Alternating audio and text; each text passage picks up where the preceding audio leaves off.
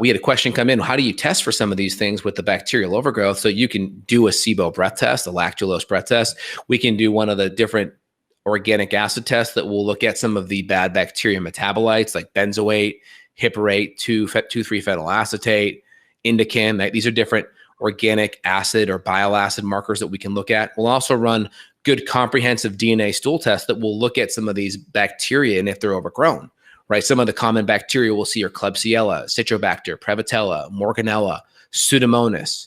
Right, these are some of the common ones that we'll see, and they will be elevated way outside the reference range when this is happening. Yeah, you've got strep, you've got staph. We'll look at candida on the stool, even though it's not as accurate as the urine. We'll look at the parasites too. What about like blasto and crypto and giardia? What about H. pylori infections? All these things add up against you. So our goal is really try to get everything on paper and figure out what all you're up against. And the cool thing is, a lot of times you and I are knocking out infections that maybe we didn't even know were there because we can't test for everything. Like we have really, really good testing, but I'm sure there are still different pathogens that we don't even know. But the cool thing is with these herbs and with these synergistic formulas that we're using clinically with people is that you may have some antiviral, antifungal, antimicrobial, antiparasitic properties all to these same compounds. So you may knock out 4 different infections with the same nutrient, as opposed to, let's say, a specific drug designed to target a specific pathogen, like an anti-giardia, anti-parasitic medication. Whereas herbs, we may come in and knock out giardia plus crypto, plus the H. pylori, all in one fell swoop. So that's the benefit. And not to mention, let's say it's berberine that we're using for antimicrobial support.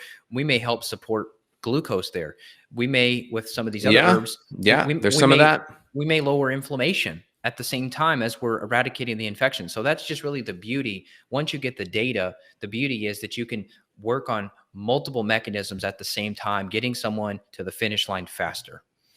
Yeah, and also when you take some of these herbs are going to have antioxidants in it. So the oxidative stress that you kind of create with the killing of these microbes, these herbs are going to have some antioxidants present in them just due to their phytosignature. Obviously, when you take in an antibiotic, right, you're not going to have a lot of nutrients or antioxidants present with that. They actually can create more oxidative stress. Just go into PubMed, type in antibiotics and oxidative stress or antibiotics and mitochondrial stress. There's a lot of studies supporting this. So the part of the benefits is with the herbs is that you're going to get some antioxidant nutritive properties because based on their phytosignature. And again, this is all going to be dependent upon these herbs being higher quality, right? Not cheap ones. And if they're grown in soils that have high levels of lead or mercury, then that could obviously be a negative impact. So we want to make sure we're sourcing out high quality herbs. That's why we want to have them professional grade where we have third-party testing on them to make sure they're adequate.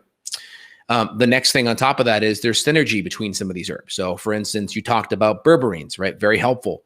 Berberines also help modulate lipids, right? Triglycerides, cholesterol, right? They also help with blood sugar. And guess what? Berberines combined with wormwood are shown to actually have antiviral qualities, which is very helpful. So if you have any kind of lingering viral stress, that can also be very helpful.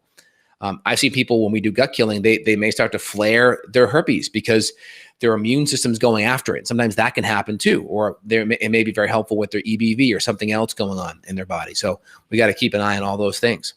That's cool.